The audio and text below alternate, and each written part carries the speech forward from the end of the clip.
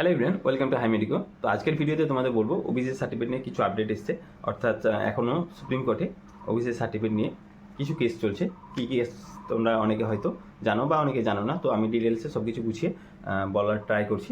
যে গতকালকে অ্যাকচুয়ালি যে 2010 সালের পর থেকে যেসব ওবিসিগুলো বাতিল করা হয়েছিল, মানে আমাদের হাইকোর্ট থেকে, কলকাতা হাইকোর্ট থেকে প্রায় 12 লক্ষ ক্যান্ডিডেট মানে ওবিসি সার্টিফিকেট বাতিল হয়েছিল। তো কাদের কাদের বাতিল হয়েছিল সেটা আমি একটা ভিডিওতে বলেছিলাম, তবুও বলছি যে এই সিরিয়াল নাম্বার থেকে তাদের বাতিল হয়েছে। মানে মার্চ মাসের 2010 সালের মার্চ মাসের পর থেকে যাদের মানে অ্যাপ্রুভ করা হয়েছিল, যেসব কাস্টগুলো অ্যাপ্রুভ করা হয়েছিল, তো তাদের বাতিল যাচ্ছে। তো সেই লিস্টটা তুমি আমার টেলিগ্রাম চ্যানেলে পেয়ে যাবে। আর এখানেও আমি দেখাচ্ছি 67-এর পর থেকে। এবং কারা কারা বাতিল হয়নি সেটা শিওর জানতে গেলে তোমাদের একটা আমি পিডিএফ এখানে এখন দেখাচ্ছি।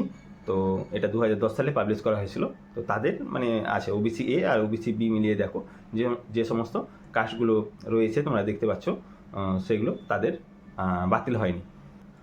তো 2010 সালের পর থেকে যেহেতু নতুন সরকার এসেছিলো এবং তারা নতুনভাবে সেগুলোকে অ্যাপ্রুভ করেছে, সেই সমস্ত কাস্টগুলোকে ওবিসি, এবং তাদের ওবিসি সার্টিফিকেট প্রোভাইড করা হয়েছিল।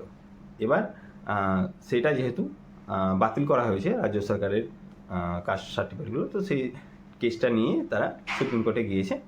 তো আজকে মানে গতকালকে আর কি যেটা আপডেট দিয়েছে সুপ্রিম কোর্ট, যে তাদের আরও 3 মাস সময় দেওয়া হয়েছে, অর্থাৎ জুলাই মাসে আবার হিয়ারিং হতে পারে। তো যারা যারা বাতিল হয়েছিল তাদের অনেকেই আবার ওবিসিতে অন্তর্ভুক্ত হতে পারে। কিন্তু এই কেসগুলো যেহেতু সুপ্রিম কোর্টে গিয়েছে বা কোর্টের কেস, তো একটা লম্বা প্রসেস থাকে, রাতারাতি হয় না। তো 2025 সালে যারা নিট দিচ্ছে তাদের ক্ষেত্রে যারা ওই 2010 সালের পরে ওবিসি ছিল তাদের পুরি 100% ধরে রাখো যে তোমরা ওবিসি এই বছর পাচ্ছ না, সামনের বছর 2026 সালে সেটা অ্যাপ্রুভ হতে পারে। তো সেটা একটা টাইম কনজিউমিং ব্যাপার।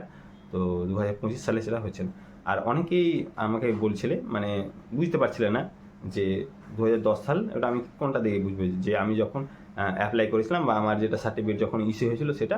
তো একদম না, তোমাদের দেখো তোমরা যেটা ভাবছিলে সেটা হচ্ছে এই ডেটটা যেটা তোমরা স্ক্রিনে দেখতে পাচ্ছ, অ্যাকচুয়ালি সেটা না। তোমাদের দেখতে হবে যে তোমার কাস্ট যেটা, সেটা কত সালে অ্যাপ্রুভ করা হয়েছিল, মানে তুমি যে কোন কাস্টের আন্ডারে পড়ো।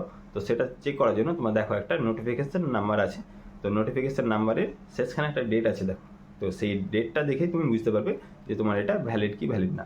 তো এটাই হচ্ছে সবচেয়ে সহজ প্রক্রিয়া।